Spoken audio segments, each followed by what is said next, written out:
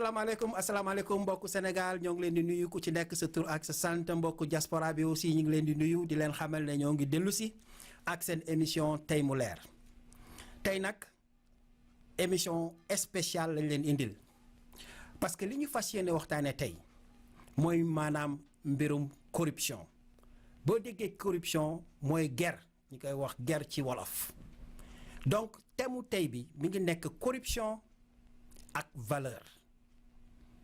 bu ñu nee corruption ne valeur defe naa yéen ñëpp fu mu nekk nii war ngeen mën a toog déglu xaar suñu invité ñi ko naan Alioune comme ni ñu koy defee dimanche bu nekk Alioune ñoo ngi lay nuyu. maaleykum ñu ngi lay ziar ñu ngi nuyu mbokk Sénégal yëpp di nuyu mbokk diaspora bi yëpp. te Alioune aussi bul fàtte parce que xam naa ne war nga joxe sa coordonnée ci fin wu émission bi parce que y a beaucoup de personnes yoo xam ne fu mu nekk nii ñu ngi woote pour comprendre au juste kan nga doon yaay kan parce que information yi nga xam ne yaa ngi koy teg ci kaw table bi doon na des informations yoo xam ne c'est tellement palpable dugg na gars yi daal intéressé na leen trop ba xam naa ni daal à la fin de l'émission dinañu mën a fexe nu ñu leen di waxee exactement comment ils vont prendre contact ak yow. Inch'Allah. tey nag suñu émission bi c'est spécial comme ni ma ko waxee li ñuy waxtaanee mooy mbirum guerre balaa ñuy sori. vidéo bi boo ko seetaanee doon na vidéo boo xam ne doy na waar doy na waar parce que dama lay bàyyi nga expliquer ki ñu doon seetaan léegi kan la. ni ñu koy jaayee c'est oto si ay vestak si ay appartement France. Et quand je dis la pauvreté elle est absolue quand je dis une pauvreté absolue la ñu am en Afrique en Équatorial Guinée. tali yu baax amu fa. ndox bu simple boo xam ne ni da koy naan wala électricité bu jub. amul Équatorial Guinée. yii nag c'est des moments yoo xam ne ça n'honore pas l'Afrique. tubaab yi nga xam ne tey jii ñoom ñooy def vidéo yii ñoom ñoo gën a xamaatoo corruption bi nu muy demee. seen entreprise yi ñoom Total ñoom Elf ñoom ñooy nekk ci marché yooyu. mais conditions yi ñuy génnee pétrole bi ci boppam Malick moom moo dul jub donc ces entreprises viennent en Afrique. fekk ay ressources yu bëri. ils trouvent des états yoo xam ne amuñu moyens yi nga xam ne dinañu génnee. ressources yi ci kaw suuf bi. ñu jël gaayan bi nga xam ne mooy gën a bandi ci dëkk bi. ñu jël ko teg ko foofu moom ak son clan. mooy soit groupe ethnique la wala leneen ak leneen ñu xool naka la ñuy corrompre système bi. suñu ñëwee suñu dëkk yi nag genre nit ñi la ñuy jël teg leen au pouvoir. moom tey jii c'est des mercenaires marocains ñoom ñoo koy garder. Théodore Obiang mi ngi gis ni tey jii. ay mercenaires marocains la ñuy fay pour ñu ñëw garder ko. parce que xam nañ ne suñu leen bàyyee ak nit ñi nga xam ne ñoom ñoo ñu dëkkal nit ñi te nit ñi xam nañ lu xew. nit ñi nañ leen fexeel génne leen fi d'une façon ou d'une autre dañu leen fi génne.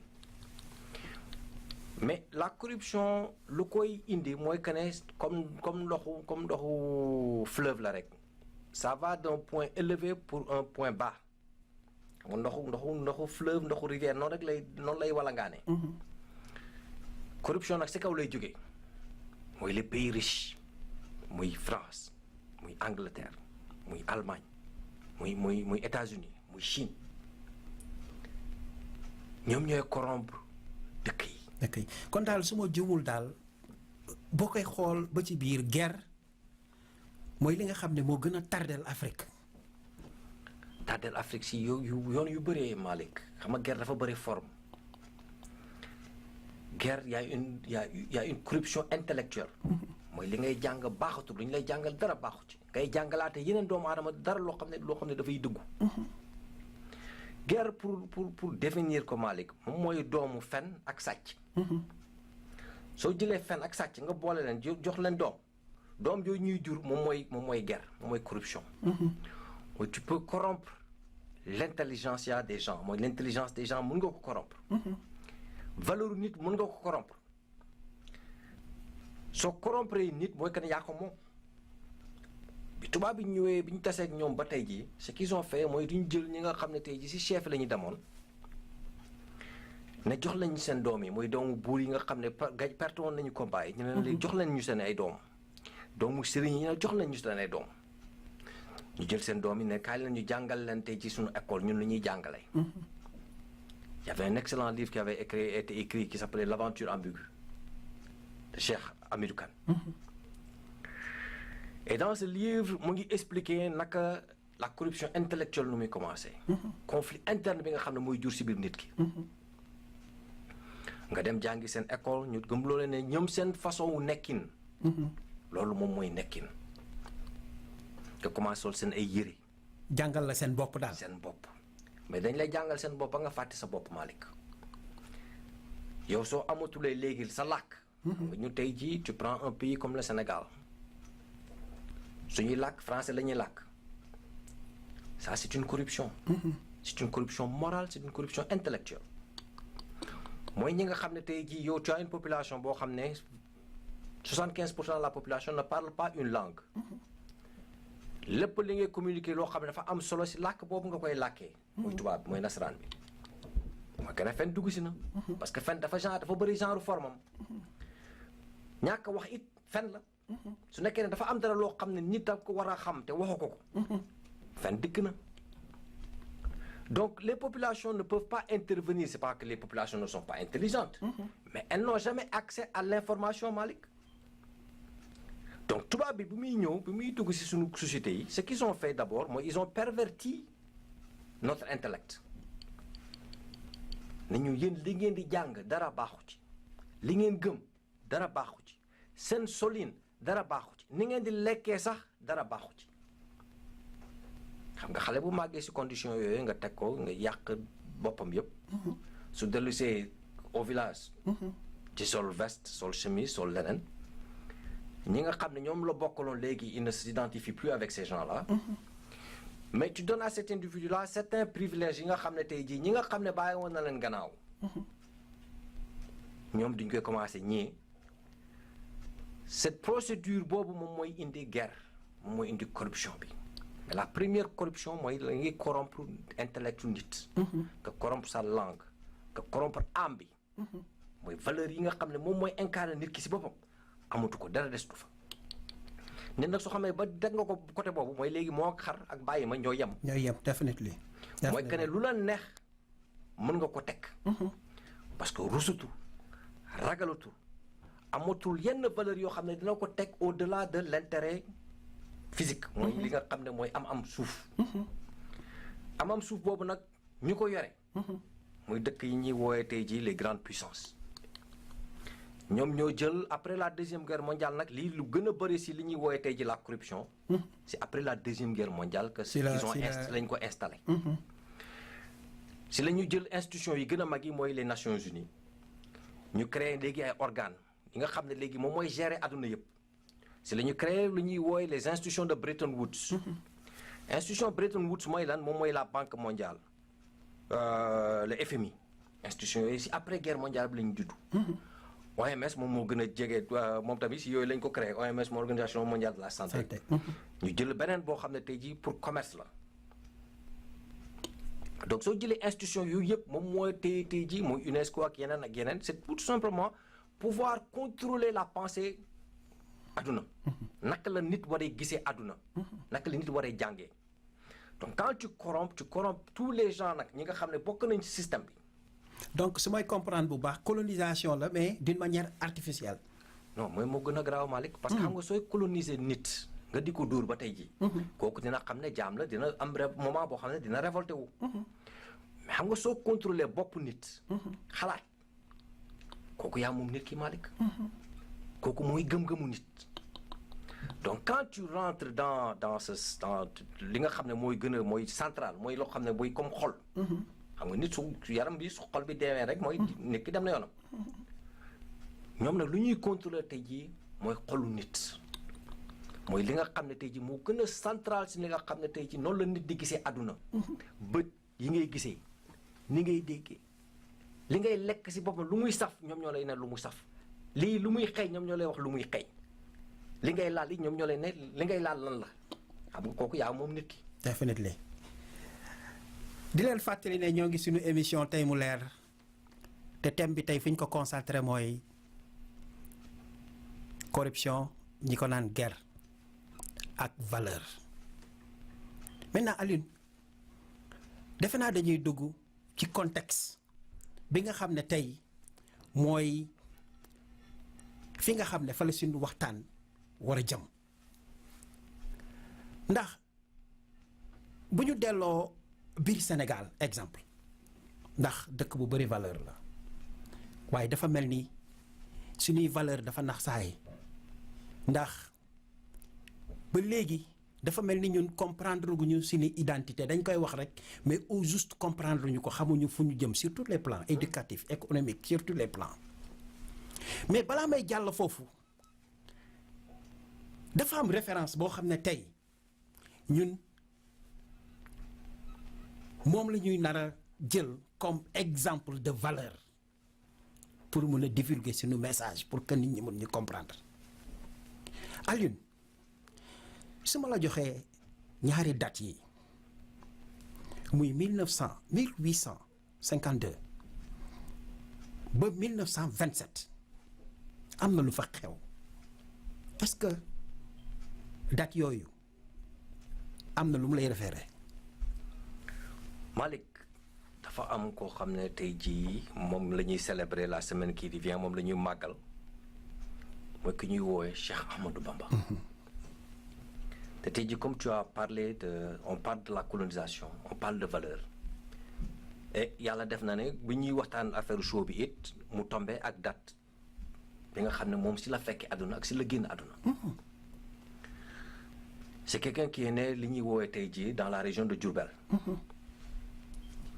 instant bi muy juddu nag moom Sénégal c'était pas aussi exposé que ça. mu jàngi arab jàng alxuraan. mu jël si jàngam yooyu yëpp di ut xam-xam nag genre bu nekk. bi mu commencé jàng ba mokkal. mu commencé jàngale. Il y aura deux facteurs yi nga xam ne tey jii je vais parler de ça yi nga xam ne tey jii je dirais même trois. benn bi mooy si bu jiitu bi si li ñuy wax jullit parce que moom dafa woowee boppam xaadimu rasul. muy le serviteur du prophète. si loolu mooy li nga xam ne moom la islam njëkk a jàngale mooy jàngal iqra. parce que li ñuy waxtaan yëpp tey jii Malick looloo koy tënk. mooy jàng bi. parce que xam-xam mooy nit. li nga jàng loolu ngay tari loolu mooy définir li nga doon yow. mu jàngi uti xam-xam fu nekk dem si tariya yu bëri man nag li may wax nii si ay dégg-dégg la ak li ñu ma nit ñi wax. tariya bu nekk dem na jéem a jàng li ñuy jàngale lan la ba xam la mooy valeur yi nga xam ne ñu ngi si tariya yooyu.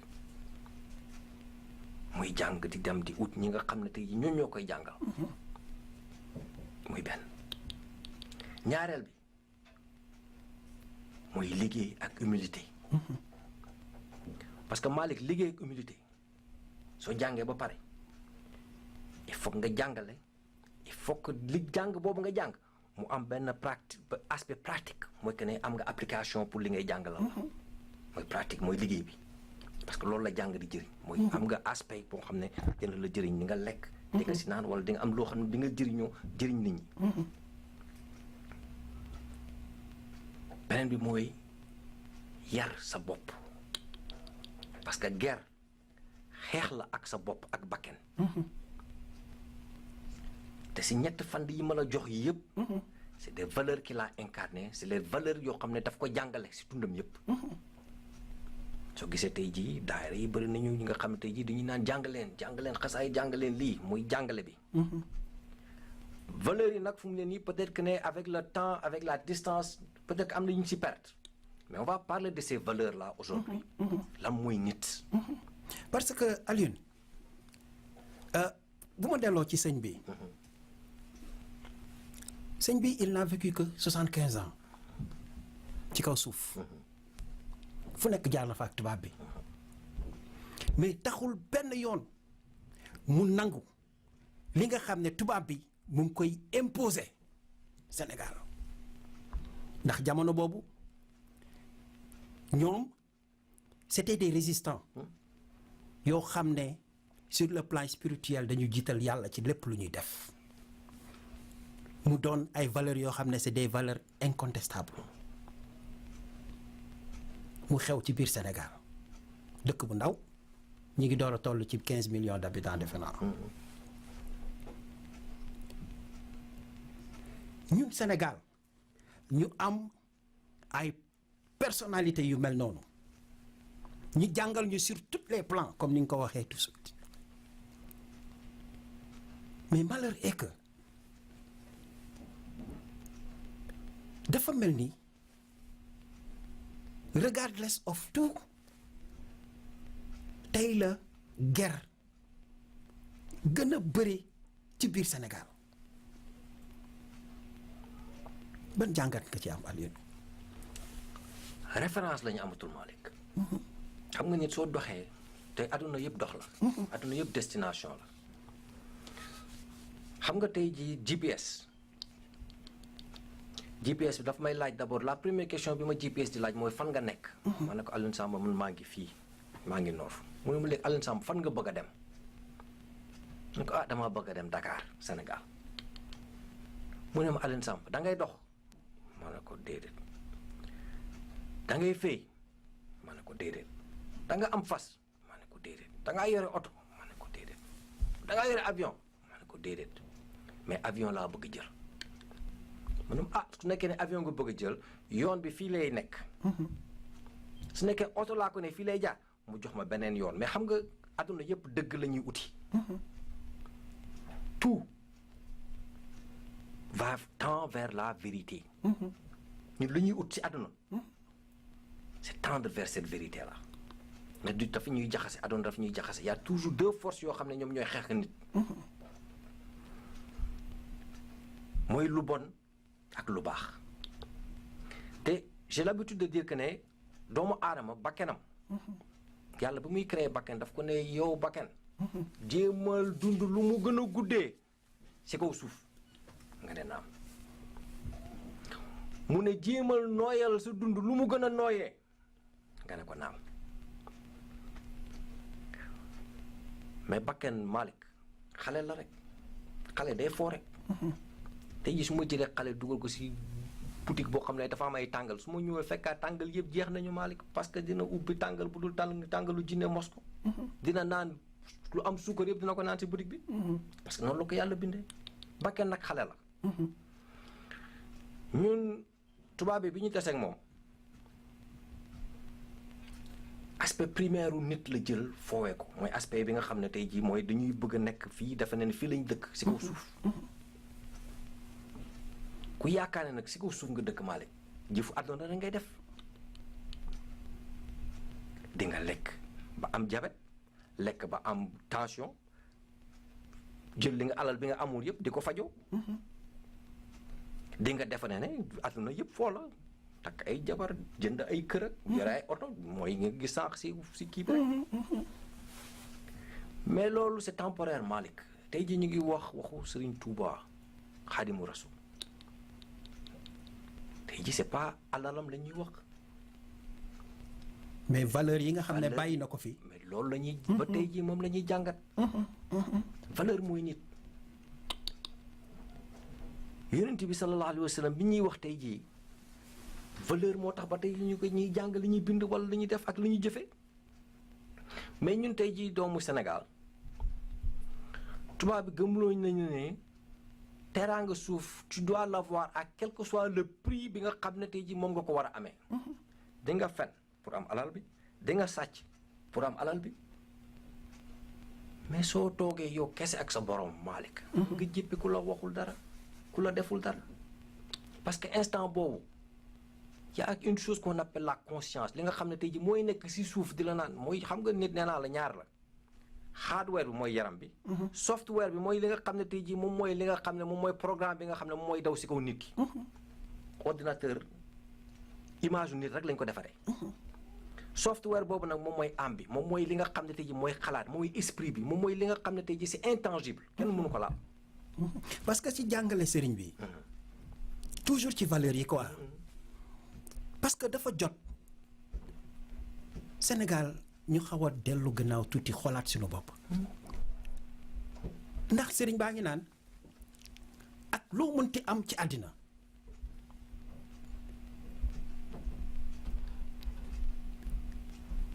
li jiitu mooy del ci génne loo xam ne danga ciy dimbali néew di doole yi wa ilaa defoo ko ci pauvreté rek ngay dee balaa ngay dee di nga gis lu la sànk donc mu mel ni société bi ñuy dund léegi Alioune xiiroo la ak ŋaayoo comme ni nga ko waxee c'était pour toujours te rejoindre. mais yooyu yëpp valeur yooyu yëpp xam nga luy corrompre nit. la ñu war a comprendre Malick. xam nga je te dis que ne y a plusieurs formes de corruption. Il y a une corruption intellectuelle. Il y a une corruption émotionnelle. Il y a une corruption économique. Il y a une corruption financière. Il y a une corruption dans la valeur même de li ngay gisee ta foi. corruption yooyu yëpp mooy li nga xam ne tey jii mooy corrompre dara mooy li nga xam ne man sama destination comme je parlais tantôt du GPS mooy jóge naa fi dama bëgg a dem fee. nga jël teg ma beneen côté nga jàddal ma yeneen koñ mooy que nga distraire nga ma ba jël ma direction boo xam ne man sama jëmukaay dootu woon foofu.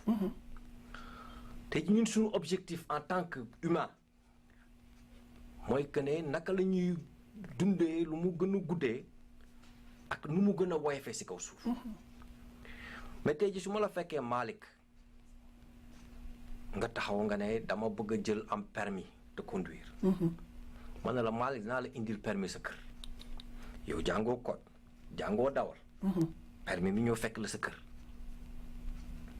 Malick tey jii jox naa la permis mais ce que je viens de faire mooy que dama la jox arme automatique. ne la demal.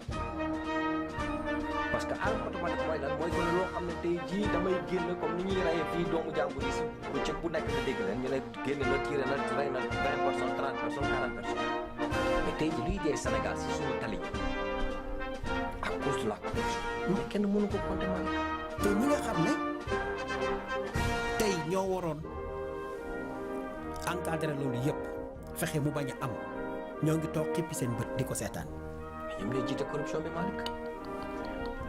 parce que nee naa corruption bi si tubaab bi si système colonial bi la commencé ñi ñu njëkk a corrompre mooy doomu chef yi doomu chef yooyu nag bi ñu leen corrompre ba pare ñooñu ñoo jàngi woon ñibbisi bi ñu ñibbisee si nga xam ne ñoo jàngoon tubaab tuuti ñooñu on leur a donné des faveurs économiques ñooñu suñu demee léegi ils achètent ñi nga xam ne dañu doon doon wooy les indigènes mooy ñi nga xam ne bàyyi woon nañ leen gannaaw ñooñu jànguñu woon mooy ñi nga xam ne ñoo doon béy ak ñi nga xam ne ñoo yore woon société bi ñooñu commencé tey jii corruption bi mooy lan bëgg nga takk jigéen yoo xam ne yow normalement su nekkee ne yow kese yow ak sa bopp la mënoo ko takk léegi sa position sociale may na la nga mën ko jënd corruption dugg si na dugg nga banque wala bëgg nga liggéey boo xam ne normalement yow sa mën-mën eggu fa ñu def la ministre boo xam ne yow tey jii waroo fa nekk corruption dugg ci na mais impact bu muy am si société bi mooy impact négatif li nga xam ne da nga koy wàññi quand je parlais tantôt de affaire de oto yi c'est pour parler d'une corruption boo xam ne dafa simple mooy affaire licence yi nga xam ne tey jii ñu ngi koy jox oto yi nga xam ne ñu ngi daw Sénégal tey jii oto yoo xam ne waratuñu daw Malick oto yooyu yaa ngi rey chaque suba teel yaa ngi jël koo xam ne tey jii dafa war a transporter des gens c'est des transporteurs publics mais oto yooyu am na qualité boo xam ne oto bii fu mu am ko mais oto yooyu du ñu passé seen service technique oto yaa ngi si daw tey jii tali bi di daw oto yooyu yi nga xam ne ñoo ma mag tey jii ñu ngi daw Sénégal kooku ce n'est pas normal Malick parce que li ñuy rey si bés tey jii ñu ngi wax waxu màggal Tuubaa ji di nga gis ay oto yoo xam ne dinañ ko surchargé ba nga xam ne tey jii oto bi dina daanu rey 40-50 personnes te dara du ci génn te pourtant policier yaa ngi taxaw si mbedd bi te ñu ngi leen di gis kooku corruption la 1000 francs bi policier bi di jël di bàyyi oto boobu di daw kooku tey ji arme automatique nga jox nit ñi parce que terrorisme mooy li nga xam ne yaa ngi terroriser une population yoo xam ne soit par ignorance parce que wala soit ils sont faibles xam nga population bu faible lu la neex mën nga leen teg te kenn du weddi mais aussi tamit nga xalaat ni par exemple du discrimination bi nga xam ne par exemple moo am au niveau du pays parce que comme ni ñu koy waxee toujours rek ñii am ñi ngi gën a am ñii ñàkk ñi ngi gën a ñàkk te boo koy xool ñi nga xam ne ñoo ñi am benn minorité bu ndaw la ñoom ñoo séddoo lépp ñi nga xam ne nag ñooy majorité bi te amuñu dara ils n'ont pas le choix. c'est ignorance bi d'abord. ngay maintenir un système bu mel noonu. parce que information bi tey jii su nekkoon ne tey jii la population elle-même elle avait accès à cette information là. Le choix que l'on fait aujourd'hui c'est pas par accident qu'on le fait par wolof en wolof. On veut discuter de nga xam ne parce que l'information doit être démocratique. Il faut qu'on démocratise l'information. Il faut qu'on arrête de leurrer les gens.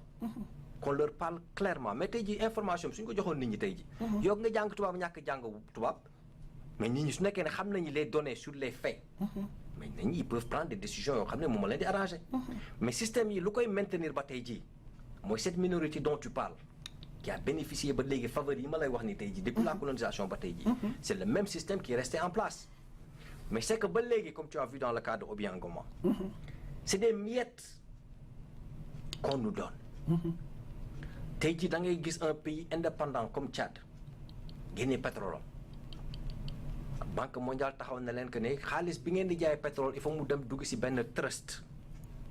fu mu dugg ci benn compte. ñoo leen di conditionné quoi. ci seen alalu bopp seen alalu bopp. xaalis bi ñoom suñ ko jot. mais ñun loolu la ñu France di def de xaalis bu ñu jaay ci àll bi. France lay toog ba pare France moo ñuy wax lan lañ ci jot ak ñu ci dul jot. donc il faut pas qu'on se leurre. donc loolu corruption bi ci loolu la tubaab bi téye ba léegi poñe ñu ba tey jii. mais poñe boobu tey jii ba léegi c'est parce que y a une élite qui est dupe. ñi nga xam ne tey jii seen biiru picc yi ma lay wax ni tey jii. fu mu ni ñoom ñoo ñu sonal. miettes yi ñuy sànni ci suuf ñu mel ni ay picc loolu la ñuy lekk ba tey jii loolu mooy problème bi. te yu ñàkk fay dañuy gis nii. loolu lañ fa nekkee. di jënd ay château ay France ak ay oto yoo xam ne jëriñu leen. wala Panama. mais tubaab bi tey jii su la saa yu ñu leen neexee. ñu nangu seen mais anglais yi ak américains yi ñoom ñooy bandi yi nga xam ne ñoo gën a rëy ci kaw suuf. ñoom li sàcc bi di am tey jii yëpp ci seen banques yi lay dugg. ci seen kër yi lay dugg ñooñu seen kër yi ñuy tabax di jënd ay 35 millions 50 millions seen dëkk yi lañ koy delloo. moi je ne peux pas sortir $10 000 tey jii avant que l'État américain sache que ne génne naa fi $10 000. $1,000 sax waxuma sax $10 000. $1,000 su ma ko laalee jël nañu sama ID jël nañu sama information yëpp. donc ils savent exactement qui corrompt qui quand et où. donc loolu ay naxee mbaay la quand tu entends seen rapport yi ñooy bind na ñoom corruption bi la moo njëkk ci corruption mooy ñàkk. ku ñàkk rek danañ la corrompre Malick. donc pour éviter corruption bi li ñu war a njëkk a xeex la guerre qu'on doit mener. c'est la guerre contre la pauvreté. c'est la guerre contre l'ignorance. parce que yi nga xam ne tey jii moom mooy maintenir système yu mel nii. ba tey jii c'est que tubaab bi depuis le temps colonial ba tey jii ils nous ont gardé ignorants. et ñun on a quand même une élite boo xam ne tey jii mimétisme quand je dis mimétisme. ñu ngi jéem a làkk. comme tubaab bi. ñu ngi jéem a agir comme tubaab bi. tey jii un Cheikh Ahmadou Bamba c'est ces valeurs-là qu'on retourne mooy que ne tey jii moom dafa doon làkk arabe bi di ko wolofal di jàngal wolof yi. naka la ñuy comprendre arabe bi parlant le wolof. le wolof. tey jii quel que soit le savoir tey jii bi nga xam ne mu ngi fay tey jii Malick. ñun on peut l'écrire en wolof su nekkoon ne les populations comprennent. que ni lii que temps boobu ñu nga xam ne ñu ngi koy perdre fu mu ne nii. depuis 60 ans suñu jëloon livre yi nga xam ne bindoon nañu ko yëpp tey jii. bind ko ci wolof di jàngale ci wolof mais tey jii situation bi ñuy vivre dañ ko vivre. kon boo koy xool depuis ñoom seen jamono ba léegi fi ñu toll nii on n'a pas des leaders yoo xam ne c'est des leaders engagés. ak moral boo xam ne par exemple dana leen permettre ñu mën a doxal réew yi comme il le faut. Malick. leader yi ñu am tey jii. yemuñu ñii waxuma ci wey. la génération qui est passée les Cheikh Anta Diop les ñooñu ñun la génération là ñun xamuñu dara. aujourd'hui c'est les plus nullards qui génération bu nullard qui gère le pays la ñu doon. et di leen xamal ne toujours yaa ngeen seen émission tey mu leer thème bi nag mi ngi nekk guerre. ci la ñuy waxtaane tey ak valeur mais Alioune fii lay retombé dafa am ñaari baat dañu naan guerre ba pare wax sàcc ñaar yooyu tey boo leen doon différencier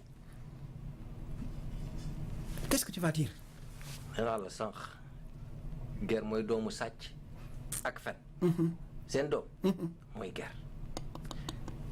sàcc forme guerre la. fen forme guerre la. ñaar yëpp DNA am mu ngi ci guerre. donc soo jëlee ñaari concept humain yooyu. muy fen ak sàcc. mooy am nga li nga mun corrompre système bu mu munti nekk. nit su nekkee ne xam-xamam ba muy jàng. baaxatul fen dugg na ci. fen boobu nag moom la ñu contrôler ba tey jii mooy que ne vision bi ñuy am ce n'est pas une vision réelle.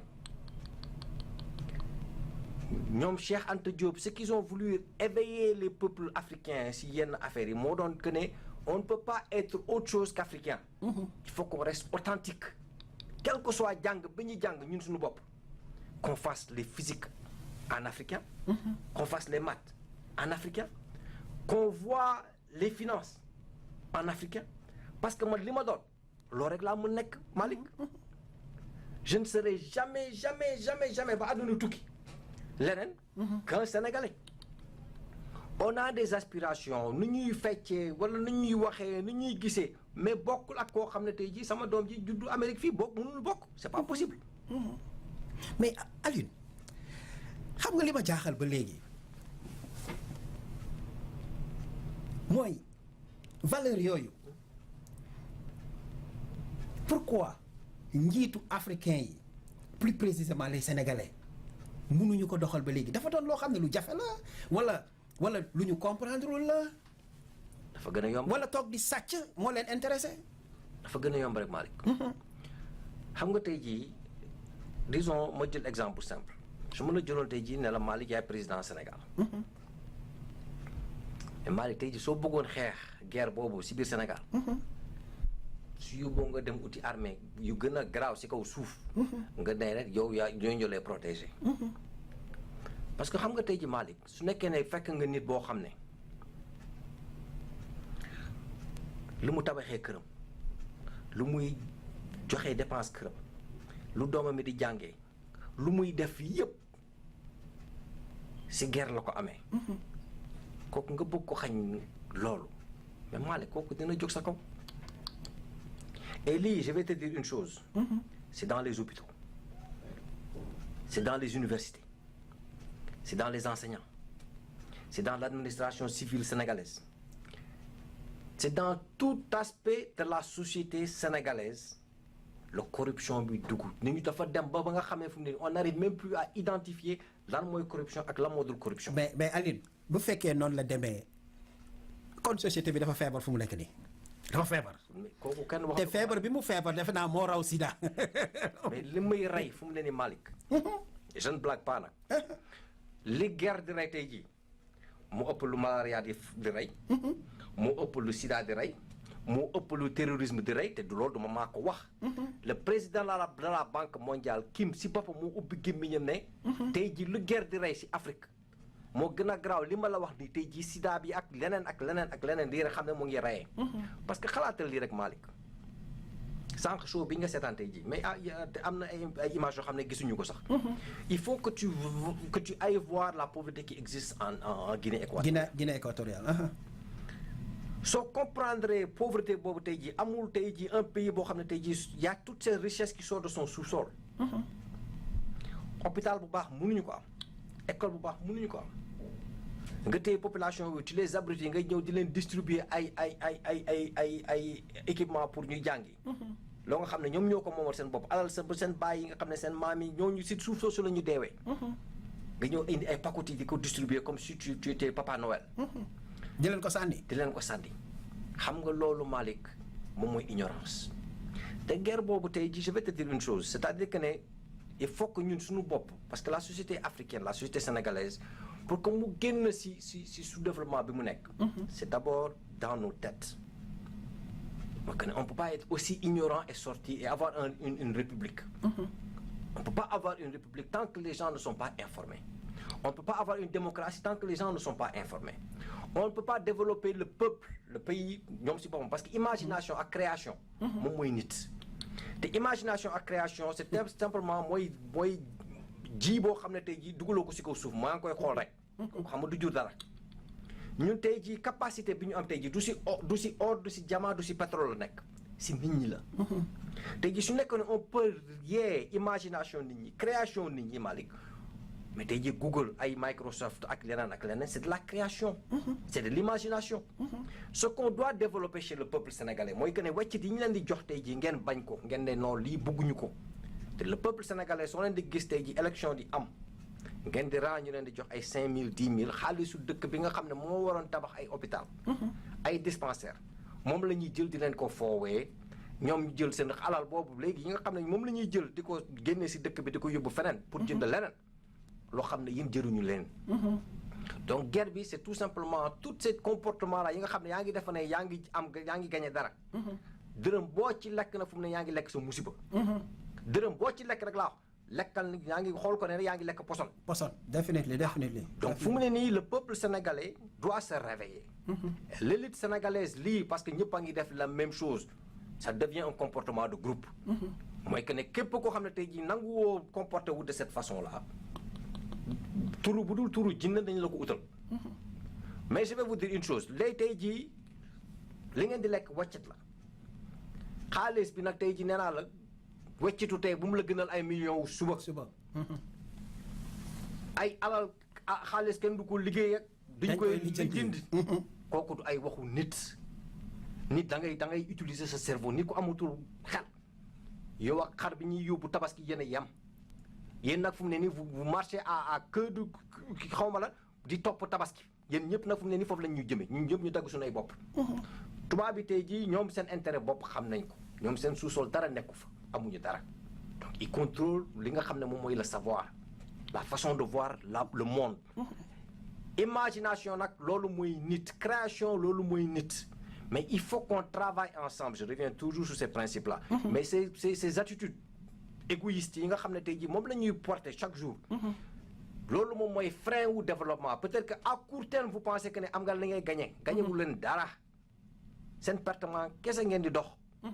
donc ces valeurs-là yi nga xam ne tey jii ñoom Serigne Touba wane woon nañ ko mooy quoi mooy l'intégrité si boppam mooy uti xam-xam bi. nañu uti xam-xam nañu doon des gens yoo xam ne on va chercher le savoir quel que soit là où on va devoir le chercher. qu'on soit des gens travailleurs loolu moom moo doon bien bi nga xam ne tey jii moom la philosophie yom teg woon. mooy li nga xam ne c'est le travail. nit sa sutura li ngay lekk nga nekk mbindaan nga nekk maçon nga nekk leneen nga am ko si ngor moo gën nga nekk tey jii un ministre boo xam ne tey jii dërëm boo ci lekk. moomuloo ko te nit mënuloo baax. si loo xam ne moomuloo ko xaalis riba la du la jëriñ dara it lu sëriñ bi waxoon sànq la rek si baadoolo ngay dee balaa ngay génn te fii la yàlla di toroxale balaa ñu fi jóge si kaw suuf. definitely mais Alioune ma am loo xam ne dama ko xalaat léegi quoi parce que xalaatoo ne jot na Sénégal ñu commencé examiner li nga xam ne mooy caisse noire yi nga xam ne ñoo ngi koy jox président yi di ko jox assemblée nationale ba defe naa sax haut conseil bi aussi am nañu seeni caisse noire mais kon xaalis yooyu parce que dañ la naan xaalis bi caisse noire lañ ko tuddee caisse bu noire la ndax moom lañ tëjee Khalifa Sall su ma juumul ndax da si daan dimbali nit ñi mais ñeneen yi nga xam ne yor nañ ko te du ñu informer kenn du ñu wax kenn dara lu leen neex lañ ciy def. donc ce qui veut dire que jat na fu mu nekk nii xaalis yooyu gars yi jël ko sàmpat ko xool au juste naka lañ ko mën a doxalee parce que dafa mel ni xaalis boobu moom mooy servir de corruption ci biir dëkk bi. système bi yëpp Malick nee naa la dès le départ. si tu veux maintenir des populations dans l'ignorance système bu la neex nga teg fa lu la neex nga wax leen it explication bu la neex nga jox leen ko. tey jii même système yooyu ñuy joxe système yooyu il faut ñu raxasaat ko. lu war a dañ la daal. lu war a dañ la parce que cancer la feebar la. ça ne permet pas à la société de progresser Malick. quand tu veux travailler dans une société il faut que tu crées de l'emploi il faut que nga teg système boo xam ne la nit ki dafay jox valeur liggéey. nga ñàkk dara nga gañe ko. gloire fa la am Malick. gloire mooy xeex naa ba yàlla may ma teraanga. kooku mooy gloire. mais quand tu triches amul gloire bi nga xam ne day juddu ci tricherie ça n'existe pas Malick. même su nekkee ne parce que nee naa la sànq quand tu corrompes ton âme sa corruption am bi mooy lan mooy que ne sàcc naa dem naa tiim seetu bi naa mooy Alioune Samb yaa ñàkk fayda dëgg yow sa morom yëpp a ngi liggéey yow liggéeyoo nga jël alal boo xam ne moomuloo ko nga tey jii moom ngay joxe dépense sa biir kër ku ñàkk fayda mënu ko passé Malick. te tu peux tricher contre tout le monde mais tu peux pas tricher contre sa bopp. tu ne peux pas xam nga nit. nee naa la li ngay corrompre yëpp lu gën a garaaw te ñun loolu moo ñu dal fu mu ne nii on a corrompu nos âmes. léegi nag naka la ñuy génnee si lii mooy que ne il faut que ñu joxaat teraanga ñàkk. nit nga ñàkk dans la dignité moo gën nga am alal bu dul jeex si ñàkk fayda parce que li ngay sàcc sa bopp moo gën a garaaw que li nga yaakaar parce que tu passes 24 heures avec toi-même. tu passes 2 heures de temps ou 3 heures de temps avec les gens suñ nekk àdduna yëpp a ngi taxaw naan la yaa gën si mbindeef it. yow soo toogee yow kenn ak sa bopp xam nga li nga doon lan la. donc il faut que là que les gens comprennent que ne on peut pas tricher mënoo tricher sa bopp. kon dañu toll ci jamono boo xam ne nit ñi dañu war a replier wu sur eux-mêmes xoolaat seen bopp. jihad bi jiitu si jihad yi Malick. et je ne parle pas d'une fa tey nga jël philosophie nga jël psychologie nga jël loo jàng si tubaab yi tey jii. li ma lay wax ni tey jii moom lañ lay jàngalaat. jihad bu jiitu si jihad yi may wax tey jii. mooy jihad sa bopp sa jihadu bakken. sa jihadu xol. nit si tu arrives à trouver l'harmonie avec toi-même Malick. les portes du ciel sont ouvertes à toi mooy que ne lu la neex. mën nga ko nekk. mooy li nga wax rek bu la dërëmu tey gënal million wala. li nga doon su nekkee ne tu es honnête avec toi-même Malick. tu peux ouvrir des montagnes tu peux pousser des montagnes. mais il faut que ñun ñu gëm ne on est capable de pousser des montagnes. ñu bañ a jël suñu bopp fooyee suñu bopp tey ji Malick. tey ji loolu ñu dal africain tey ji. mu ngi dafay yàpp boppam yàlla xam nga tey ji su nekkee ne sa dugal nañ la aljana te xamoon ne yaa ngi biir aljana. mais Malick di nga génnaat te doo xam ne génn nga aljana. parce que ñun luñ ñu gëmloo ne loolu la aljana melul noonu Malick. aljana mooy être quelqu'un d'intègre avec soi-même. c'est-à-dire que tu trouves une harmonie entre ton intellect et ta façon de vivre. ta façon de penser ne peut pas être déconnectée avec ce que toi tu vis. kooku li muy indi mooy feebar la psychologie dañu lay yóbbu ne rek multiple dimension multiple personnalité nga am. te multiple personnalité si daanu garab ak faju ngay mujjee. Malick tey jii affaire corruption bi il faut que les gens comprennent que ne suñu jógulee ñun en tant que société. ne policier bi taxaw si bopp koñ bi parce que si acte adduna bi yëpp la tey jii franc CFA bi dafa war a dem. demul parce que on a corrompu un chef boo xam ne moo waroon signer papier bi demul. problème dikk na ñi nar a dee si décision boobu rek kenn xamul nu ñu toll. policier bi di bàyyi camion bi di jàll tey jii warul jàll dem na fekki na beneen waa joo xam ne mu ngi toog si biir otam di nelaw. mbëkk nañ ko dee na. c'est sur ta conscience yow mi signé woon papier bi ko joxoon licence bi. su ëllëgee di nga tontu loolu. yow mii policier bi nga xam ne jox nañ la 2000 francs wala 3000 francs kii na tey ji am na benn Sénégalais boo xam ne jóge na Allemagne mu ngi bëgg a ñëw teg benn usine boo xam ne tey ji ça va employer 200 300 individus. tardal nga dossier boobu parce que yaa ngi xaar benn 5000 francs bu ñu la war a fay. ak ñi nga xam ne tey ji ñoom la seen teraanga waroon génn yëpp tey ji yow mii nga xam ne yaa ngi def ay jógal wàccal taxawal. ba dossier bi génnul. yow c'est dans ta conscience li nga xam ne moom lay tegu tey jii. moo tax ma ne la ay guerre yi lu muy coûter une société kenn xamul à quel niveau lay toll. parce que dund di jaar na si dee jaar na si. teraanga suuf jaar na si ak leneen ak leneen. mooy li nga wax rek li muy rey ci nit moo ëpp ci lépp loo gis si àddina but Alioune jar affaire bu doy waar la man fu mu nekk nii sax je perds les mots quoi parce que je me dis parce que doon na une immensité parce que boo koy xool. toute la société dafa basé wu sur ça affaire guerre am lu ma frappé tout de suite ci sama kaw bopp quoi mais Alioune par où commencer parce que foofu la affaire bi nekk parce que ngeen baal ñu parce que émission bi dafa doon benn discussion boo xam ne c'est très philosophique que ngeen comprendre ñu xam ne ce ne sont pas des théories la ñuy teg ci kaw table bi mais on est en train de communiquer comme ku toog en famille di waxtaan ñun ñëpp toogandoo ci suuf di waxtaan loolu rek la ku ci am xalaat boo xam ne war nga ñu ko mun a envoyer do it suñu numéro téléphone 612 224 2020 Alioune par où commencer.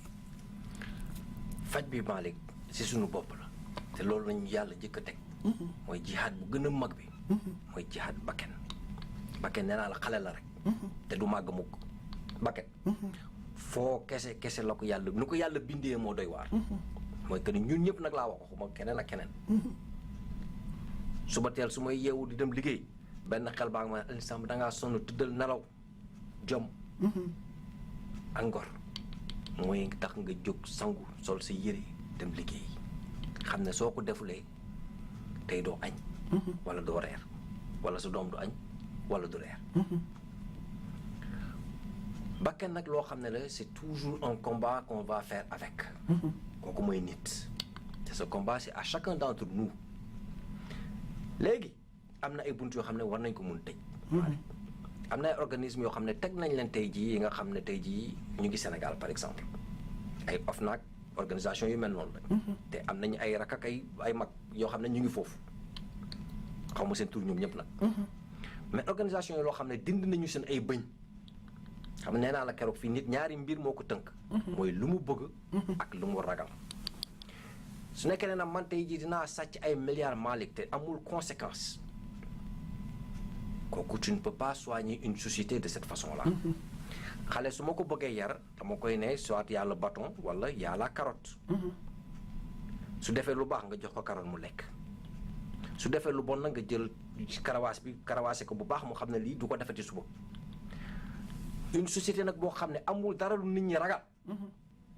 doomu aadama bàyyi ma lay doon instant boobu ñu nag fu mu ne nii état boobu la ñu nekk c'est à l'état brut mooy nekkee ni le gouvernement n'existe plus l'état n'existe plus les institutions n'existent plus institution nag mooy ñi nga xam ne tey ji ñu ñoo doon suñu sëriñ yi démb ak barki démb ñi nga xam ne tey ji comme lu sëriñ Touba nekkoon ñu naan ah muccu leen lii bu leen def lii mais ñoom c'est par l'exemple qu'il dirigeait mooy que ne yow yaay jiite melokaan bi yow yaay wane le genre d'homme qu'on doit être mais ça c'est enseigné par l'exemple kooku mooy bëgg-bëgg bi li nga ragal li mooy amoon nañu li ñuy wax kersa jom rusukaay li nga xam ne rusoon nga def dara si communauté bi ñu taxaw ne ah Malick yow yaay diw yaa def lii nga ne ah loolu moom rus naa tiim sama waajur yi ñu ne mamaa def lii ces valeurs là n'existent plus dans nos sociétés tey ji ay magum jëmm ñoo yeewu suba teel comme je te dis toujours wax dara suba balaa midi ñu wedd li ñu waxoon tey suba te ragaluñ rusuñu te du leen tere génn ci mbedd bi dox joxe kay di maye xaalis kay c'est pas possible parce que tey jii xam nga tey jii su nekkee ne man nee naa damaa sàcc ba pare di maye xaalis mais Malick luy tere tey jii sama doom ji ñëw def lu raw loolu et puis ñi lay tàccu ah mais loolu laa lay wax nag parce que su nekkee ne carotte bi si dans ces comportements yu mel noonu ngay joxe carotte bi mais les gens ils vont aller vers ça ñoom Sadio Mané tey jii y a des joueurs gauche yoo xam ne tey jii suñuy màgg di leen gis dañuy naan moi je veux être Sadio Mané parce que loolu la ñu mën a gis mais tey jii y a des gosses aussi qui grandissent qui disent que moi je veux être Moustapha Niasse mais Moustapha Niasse tey jii tu dois être un exemple dans cette société là c'est-à-dire que ne sooy def tey jii nit ñi ne ah am na waa ju fi jaaroon de mais fekkee woon na moment bi lii la def mais kooku mooy koo xam ne tey jii gëm na ne ëllëg li si biiram y a quelque chose d'autre qui va l'attendre quelque part donc pour revenir à la mooy solution bi Malick mooy que ne y a une rétrospective d'abord c'est-à-dire que ne ñun ñëpp en tant que citoyen sénégalais qu'on se dise lan mooy feebar bi qu'on identifie cette maladie là dem nga banque ba fekk nga ay nit yi rang am na kenn koo xam ne dugg si na jiitu na rang bi kooku jaarul yoon Malick même suñu la mayee privilège boobu nga ne non du ma def loolu yow sëriñ nga dugg nga si banque parce que jox nañ la cër mais nga fekk ay doomu aadama ñu taxaw ba pare nga ne ah dégg ñii ñoo ma fi jiitu mais tu enseignes tu donnes l'exemple sëriñ si jëf la leader si jëf la mais quand tu enseignes par le bon exemple mais tout su nekkee ñun ñii nga xam ne tey ñoom ñooy jiite société bi exemple yu gën a bon yi ñoom ñoo koy wane donc en fin de compte ce que tu fais mooy que ne la société est pourrie mooy lu nëpp li nga xam ne orange bu nëpp nag day yàq orange yëpp ñun ñëpp nag fu mu ne nii la société sénégalaise est malade lu koy faj fu mu ne nii ça commence par les élites nag quand je parle des élites sëriñ si la ñu bokk ñi jàng ñi si la ñu bokk ñi nga xam ne ils sont dans des positions de décision ñoom si la ñu bokk docteurs yi si la ñu bokk képp koo xam ne tey ji am nga pouvoir lu mu tuuti gardien nga boo xam ne yaay yore buntu hôpital bi si nga bokk policier bi taxu si bopp koñ bi si nga bokk tout un chacun a un rôle à jouer dans ces sociétés là donc quand tu veux corrompre nag soo bëggee jël yooyu feebar yooyu nga génne ko société bi mais il faut que chacun d'entre nous prenne sa responsabilité d'abord et loolu c'est dans les actes de tous les jours tey jii ñu am yenn yoo xam ne tey jii dañu war a jël bus ñu ñëpp ñu taxaw rang ne lii mooy yoon. dem nañ si sëriñ bi am na ñoo xam ne ñoo ñu si jiitu parce que léegi tàmm nañu kenn ku leen di jox dërëm wala ñaar dërëm ñoo en dernier ñoom ñuy jiitu corruption dugg na. corruption mooy que ne juge bi mu war na jël benn décision jëlul décision bi nga xam ne moom la moralam éthique am jox ko. mais am nga pression parce que tout simplement tey jii bëggoo ñu sànni la Tambacounda wala leneen nga jël benn décision boo xam ne yow en ton âme et conscience xam nga ne li ngay def nii. du dëgg mooy fen dugg na ci mooy corruption dugg na ci. lépp loo xam ne fen la sàcc la rek Malick corruption dugg na. te société bu nar a progresser je l'ai dit ici la semaine passée il faut que ñu dëggu seen biir il faut que ñu wóolante seen biir. te yooyu mooy valeurs yi nga xam ne tey jii moom la ñu war a raxasaat ci société bi yépp dans tout l'aspect mooy jaay naa man commerçant la damay jaay. li may jaay il faut que ma xam ne lii périmé na. ma génnee nii périmé na. taxaw ne la ah lii dama déggoon naa ko fi mu dafa périmé kon duma la ko jaay. xam nga ëllëg li si biiram soo ma xool nga ne ah. kii nit ku jub la mais Alioune comme ni ñu ko waxee en Afrique ci boppam laa wax est-ce que am na ci dëkk boo xam ne def na des pas par exemple yoo xam ne nit ñi mën nañu jël référence ci ñoom comme quoi que voilà ce qu'ils ont fait pour combattre li ñuy wax guerre. Il y a 3 exemples actuellement en Afrique qui sont très patents. C'est le Botswana, c'est le Rwanda et c'est la Tanzanie. Voilà des pays qui sont en train de faire de grands pas dans ce domaine-là. Mais xam nga li ñuy wax ni tey ji Malick mooy intégrité mooy moom li ngay jël décision parce que nit nee naa la su nekkee ne man sama àdduna si boppam je vis mais damay flotter sama dund bopp Malick. mais du ma am objectif boo xam ne naa ko mën atteindre c'est pas possible. bateau il faut mu am décision ne fii laa jëm. bateau bi nga ne lan mooy destination bi nag la ñuy def egg foofu. mais su nekkee da ngay flotter rek ngelaw gi fu mu dem foofu nga jëm mais da ngay dem si benn île boo xam ne désert moom ngay dem fekk bateau ba gaare fa te doo demati fenn. Il y a des pays comme le Botswana qui sont de très grands exemples keroog jox naa la fi exemple ne la ñoom benn ressource kese la ñu yore. mooy le diamant. diamant boobu nag tey jii si tu es botswanais nga bëgg a jàng dans les plus grandes écoles de la planète tey jii l'État te prend en charge totalement si ressources yooyu la ñuy jël ubbi benn compte bancaire comme ni ñu waxee keroog la mooy gouvernement. ñu jël compte bancaire boo xam ne dañu fiy dugal xaalis tey jii moom la ñuy fay tey jii ku bëgg a jàngi ñi ngi war a faju ñi nga xam ne tey jii amuñu alal war nañu def lii wala leneen mais kooku moom mooy yaa ngi liggéey pour une société de demain bi nga xam ne tey jii ëllëg di si biiram les gens vont se sentir concernés avec l'affaire de la société. parce que démocratie c'est tout simplement une affaire de la société ñun garab lañu mais on appartient dans une forêt benn garab rek su nekkee ne yow kese yaa fa nekk ngelaw gu njëkk daanu mooy fekk la fa nga dem sa yoon Malick. Il faut que les gens comprennent que y a une identité qui est collective, il y a une identité qui est individuelle. Tey jii man Alioune Samb je ne serais rien du tout sans pour autant avoir une communauté derrière moi. Absolument rien du tout. Donc ce que l'on fait tous les jours a un impact sur l'individu et a un impact sur la communauté. Tey jii si on donne des mauvais exemples dans la communauté mais impact bu muy am it du jeex. mais su nekkee ni on fait parce que ñaari course la course vers le haut ou course vers le bas la. su nekkee ni dañuy xeex ñun ñëpp pour dire que ne ah. Je vais compétir pour être le meilleur parmi les Sénégalais. Mais on va tous applaudir.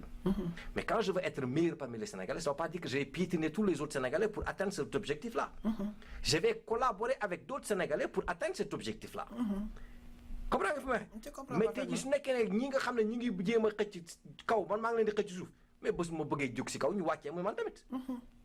Donc on va vers une course vers le bas. Vers le bas, définitivement. te ñun loolu la ñu war a comprendre que la course doit être vers le haut. tey jii ñi nga xam ne tey jii ñoo niroog ñun mais que ñu yéene leen jàmm ñoo xam ne tant que ñooñu amuñu jàmm ñun duñu am jàmm loolu la ñuy jàngale ci téere yi. mais ça c'est l'impact réel dans la vie. c'est li ma lay wax ni tey jii. duñ koy jàng en physique duñ koy jàng en économie. te li may wax ni ku jàng téere bi di nga ko ci fekk. di nga ko ci fekk définitivement. problème bi mooy que ne ñun application jàng bi. jàng téere bi soo pas dire ngay réciter rek di mépété ku te ça n'a pas de sens dans ta vie. jàng alxuraan bi soo gisee sëriñ bi naan jàng leen alxuraan bi c'est voyez les valeurs qui sortent de ce livre là ngeen appliqué ko seen dundu bopp mais su nekkee ne livre yi dama koy lire mais lii après dama koy teg amul dara lu may jëriñ mais Malick tu es corrompu dans ta tête. definitely yaa ngeen seen émission tey mu leer di leen xamal ne tey liñ leen indil mooy corruption ak valeur mu doon loo xam ne mbir bu am solo la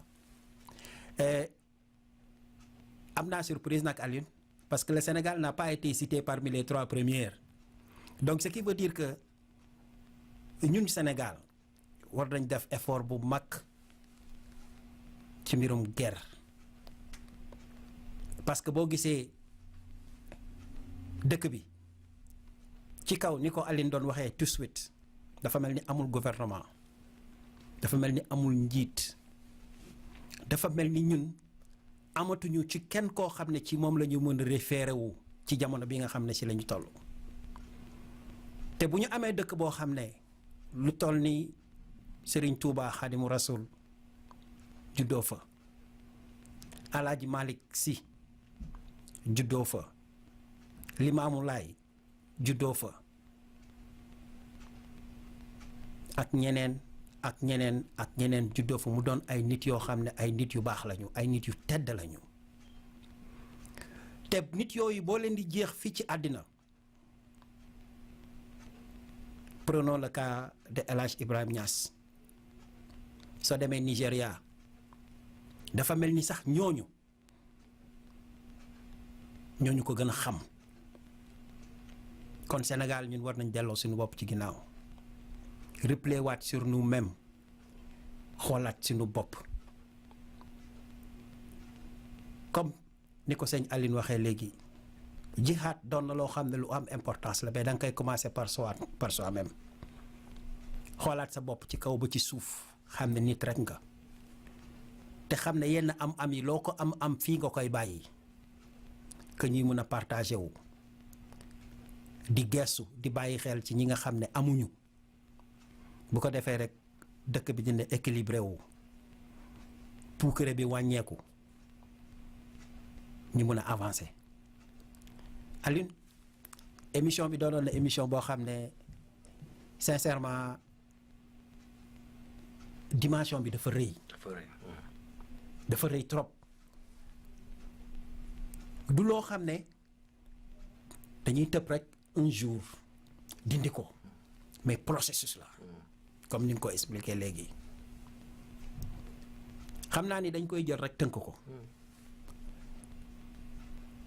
def ko émission boo xam ne on va en discuter encore waxtaanaat ci parce que am na ay ponk yu bëri xëj na laaluñu ko aussi di lancer appel képp koo xam ne rek yaa ngi ñuy seetaan ci suñu xel bu gàtt la ñuy waxee ku ñu ci ëpp xel rek ñoo ngi lay invité suñuy contact nag di ngeen ko gis mu ëppee ci suufu écran bi mën ngeen ñu contacter à tout instant di delloo kàddu gi Alioune bu fekkee am na loo xam ne fàtte nañ ko wala loo xam ne loo bëgg a waxtaan ak suñu audience yi pour tëjee ko ñu jox la parole bi. Serigne Malick jërëjëf dañuy tëjee tey rek mooy di nuyu mbokk Sénégal yëpp di nuyu suñu mbokk murit yi di leen sargal ci seen màggal bii di ñëw ci semaine bii di ñëw. valeur yooyu nag ak enseignement yi nga xam ne Serigne Touba amoon na ko mooy la non-violence, le culte de l'éducation, le culte de l'enseignement, le culte du travail.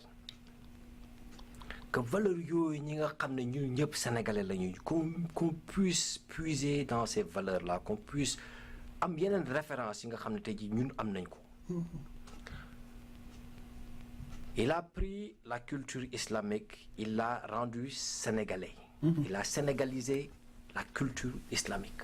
Il lui a donné une valeur réelle ba nga xam ne daf ko joxaat une traduction boo xam ne ñun en tant que peuple sénégalais on peut s'identifier avec.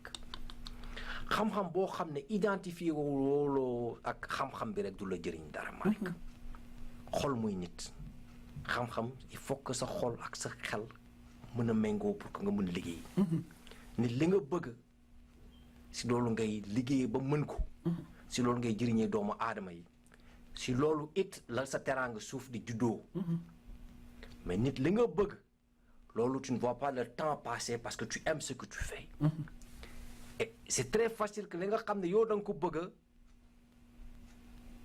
nga am si ay jéego ba ñu naan waa kii moom mokkal na soo mokkalee rek da nga jëriñ doomu aadama yi te soo jëriñee doomu aadama yi rek sa teraanga suuf yàlla dina ko toppatoo valeur yooyu la sëriñ bi incarné Malick il a aimé ce qu'il faisait il a été bien dans ce qu'il faisait il a servi l'humanité avec ce qu'il faisait tey jii ay c'est-à-dire sëtam ñu ngi dund si barke boobu tey jii donc je dis aux Sénégalais ne regardez pas le court terme regardez valeurs yi nga xam ne tey jii ñu ngi si suñu biir ñi nga xam ne mën nañ leen roy ay royukaay lañu lu Malick wax sànq ça c'est un sujet assez vaste c'est assez philosophique dans sa façon de voir ça donc on n'a pas pu tënk ko si li nga xam ne mais ay waxtaan yi ñuy am la parce que lii ça touche l'homme lui-même dans sa valeur intrinsèque mooy li nga xam ne ñun loolu mooy suñu nit loolu mooy nit te loolu dafa xaw a doy waar donc nag ñu ngi tëj di leen nuyu yéen ñëpp ah nu ko Malick waxee su nekkee ne am ngeen ay question wool nañ ñu si numéro bi su nekkee ne mënu leen ko envoyé nañ ñu email et c'est des sujets qu'on va aborder mais notre objectif c'est de pouvoir discuter avec les gens d'une façon simple et claire bi nga xam ne tey jii les gens vont comprendre et nous aussi ñu jàngale si et foofu lay tëjee tey jii asalaamaaleykum jërëjëf Alioune du ñu def lu dul jéem a tëj suñu émission et pour conclure Felwine Sarr di écrivain boo xam ne mi ngi nekk université Gaston Berger bu Saint-Louis